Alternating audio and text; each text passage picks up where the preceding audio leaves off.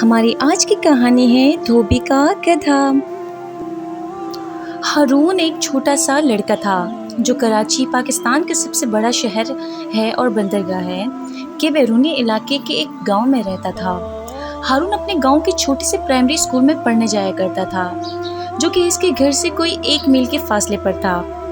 اس کی جماعت کا کمرہ بہت کشادہ تھا جس میں پٹسن کی بنی ہوئی بہت لمبی لمبی چٹائیاں فرش پر لمبی اور سیدھی قطاروں میں بچھی ہوئی تھیں۔ بچے ان چٹائیوں پر تختہ سیاہ اور استاد کی طرف منہ کر کے بیٹھتے تھے۔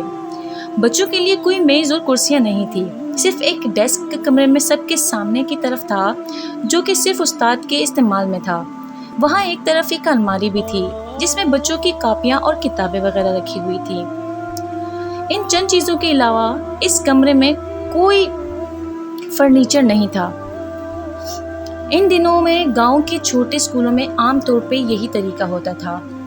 ہارون ایک اچھا لڑکا تھا جو کہ اپنے بڑے بزرگوں، اپنے والدین اور اپنے استاد کی عزت کیا کرتا تھا۔ وہ روزانہ بہت صبح سویرے اٹھتا تاکہ وقت پر تیار ہو کر ناشتہ کرے اور پھر وہ گھر سے نکل کر کھیتوں کے درمیان سے گزرتا ہوا لمبا سفر طے کر کے اسکول میں وقت سے پہلے پہنچ جائے۔ وہ بہت محنت کرتا تھا اور ہمیشہ اپنے اسکول کا کام ختم کرتا۔ وہ ہمیشہ اپنے والدین کی اس نصیحت پر عمل کرتا کہ آج کا کام کبھی کل پر مت چھوڑو۔ اسکول میں تفریح کے وقت ہارون اپنے دوستوں کے ساتھ کھیل کے میدان میں کبڈی کھیلا کرتا تھا۔ یہ کھیل پاکستان کے دیہاتی علاقوں کے نوجوانوں کے درمیان بہت مقبول ہے اور ہارون کو بھی یہ کھیل کھیلنا بہت پسند تھا۔ ہارون کے ہمسائے میں ایک دھوبی بھی رہا کرتا تھا جس کا نام تاجو تھا۔ تاجو کے پاس ایک مریل گدھا تھا جس پر سوار ہو کر وہ ہر ہفتے قریب کے ایک قصبے میں جاتا اور وہاں کے لوگوں سے میلے کپڑوں کی گھڑیاں جمع کر کے لاتا۔ پھر وہ گدھے پر سوار ہو کر کپڑوں کے ساتھ دریا پر چلتا اور وہاں پر وہ کپڑے دھو کر لاتا۔ تاجو کی ایک بری عادت تھی کہ جب وہ گدھے پر سوار ہوتا تو وہ اس بیچارے گدھے کی ٹانگوں پر زور زور سے چھڑی مارتا تھا۔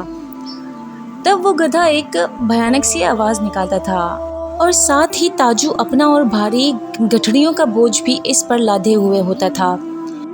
پھر شام کو وہ گدھے پر سوار دھلے ہوئے کپڑوں کی گٹھڑیوں کا بوجھ بھی اس پر لادے ہوئے اس کی ٹانگوں پر چھڑی مارتا ہوا واپس آتا تھا۔ جب دھوبی پاس سے گزرتا تو ہارون اکثر گدھے کی یہ بھیانک اور غمزدہ آواز سنتا اور گدھے کے بارے میں پریشانی کی وجہ سے وہ بچہ رات کو سو نہ سکتا۔ دوسرے دن صبح کے وقت بھی اسکول جاتے ہوئے ہارون دھوبی کو گدھے پر دھلے ہوئے کپڑوں کے ساتھ سوار شہر کی طرف جاتے ہوئے دیکھتا، جو ہمیشہ کی طرح گدھے کو لمبی چڑی کے ساتھ پیٹتا جاتا تھا۔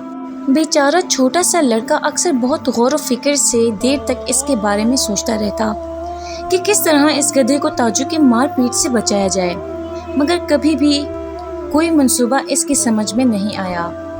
یہ سب کچھ عرصے تک جاری رہا۔ گدھا کمزور اور بوڑھا ہو گیا۔ تاجو خود بھی اپنے گدھے کی طرح بوڑھا اور کمزور ہو گیا۔ اس کا نتیجہ یہ ہوا کہ دھوبی شہر سے اتنے زیادہ کپڑوں کی گٹھڑیاں جمع کر کے دھونے کے لیے نہیں لا سکتا تھا۔ اس وجہ سے وہ اب زیادہ غریب ہو گیا تھا اور اس کو اپنے گدھے کی دیکھ بھال پہلے سے زیادہ مشکل لگتی تھی۔ اب تاجو نے گدھے کو تازہ سبز گھاس کے بجائے بچا کچا کھانا دینا شروع کر دیا، لیکن اس کو گدھے کو پیٹنے کی عادت نہیں بدلی۔ پھر ایسا اتفاق ہوا کہ ہارون نے اپنے پرائمری اسکول کے فائنل امتحان کو اپنی جماعت میں سب سے زیادہ نمبر حاصل کر کے پاس کر لیا۔ ہیڈ ماسٹر نے اس کے سرٹیفکیٹ کے ساتھ اسے ایک خاص انعام بھی دیا۔ ہارون گاؤں بھر میں بہت مشہور ہو گیا۔ اس کے والدین انتہائی خوش ہوئے اور اپنے بیٹے کی کامیابی پر ناز کرنے لگے۔ اس کی محنت اور کامیابی کی خوشی مناتے ہوئے ہارون کے والدین نے اس سے وعدہ کیا کہ وہ اسے اس کی مرضی کی جو چیز بھی وہ پسند کرے گا اسے وہی تحفے میں خرید کر دیں گے۔ اسی رات کو جب وہ چھوٹا سا لڑکا اپنے کمرے میں سونے کے لیے گیا، اس کے کمرے کی کھڑکی کھلی تھی اور اسے اس بیچارے گدھے کی غمزدہ آواز تھوڑے فاصلے سے سنائی دے رہی تھی۔ ہارون نے اسی وقت فیصلہ کر لیا کہ وہ اپنے والد سے تاجو کا گدھا خریدنے کے لیے کہے گا۔ اسے یقین تھا کہ اس کے ابا جان اس سے تعاون کریں گے، مگر اسے ڈر تھا کہ بوڑھا تاجو شاید نہ مانے۔ دوسرے دن جب ہارون نے درخواست کی کہ کیا وہ تاجو کا گدھا خرید سکتا ہے تو اس کے والد اس کی غیر متوقع درخواست پر بہت حیران ہوئے۔ انہوں نے کہا، بیٹے، تاجو کے گدھے میں کیا خاص بات ہے؟ تم کوئی دوسرا جانور بھی پال سکتے ہو۔ لیکن ہارون نے کہا، نہیں ابا جان، میں تاجو کا گدھا ہی حاصل کرنا بہتر سمجھتا ہوں۔ تب اس چھوٹے سے لڑکے نے اپنے والد کے سامنے تمام کہانی بیان کی کہ کس طرح تاجو اپنے گدھے کو ایک لمبی چھڑی سے مارتا ہے اور کس طرح وہ اپنے گدھے سے کپڑوں کی بھاری گٹھڑیاں اٹھواتا ہے اور اسے کھانے کے لیے تازہ گھاس کے بجائے بچا کچا کھانا اس کے آگے ڈال دیتا ہے۔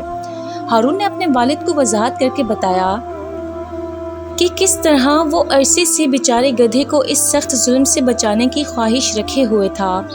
اس کی داستان سننے کے بعد اس کے والد اپنے بیٹے کے لیے اس بوڑھے گدھے کو خریدنے پر راضی ہو گئے۔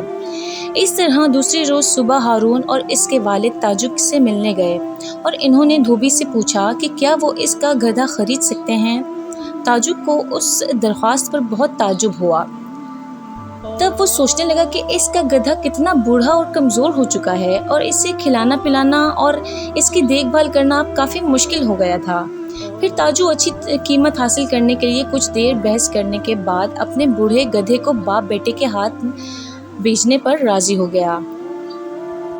ہارون اور ابا جان گدھے کو اپنے ساتھ ہی گھر لے آئے اور اسے اپنے گھر کے پیچھے بہت بڑے صحن میں آزاد چھوڑ دیا۔ انہوں نے بوڑھے گدھے کو کھانے کے لیے تازہ گھاس بھی دی اور انہوں نے وعدہ کیا کہ آئندہ اسے کبھی بھی کپڑوں کی بھاری گٹھڑیاں نہیں اٹھانی پڑیں گی اور نہ ہی کسی لمبی چھڑی سے مار کھانی پڑے گی۔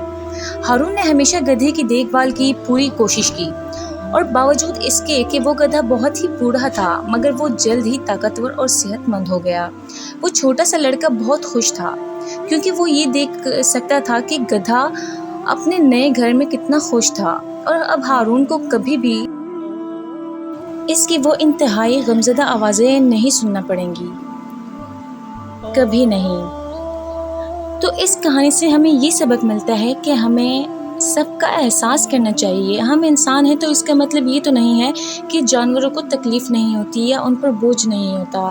ہمیں جانوروں کا بھی اسی طرح خیال کرنا چاہیے جس طرح ہم اپنا خیال کرتے ہیں، کیونکہ انہیں بھی ویسی ہی تکلیف ہوتی ہے جیسے ہمیں ہوتی ہے، ان کا بھی ویسے ہی دل ہوتا ہے جیسے ہمارا ہوتا ہے۔ تو ہم سب کو چاہیے کہ ہم کسی بھی جانور پر ظلم نہ کریں کیونکہ وہ بے زبان ہوتا ہے، وہ اپنی تکلیف بیان نہیں کر سکتا۔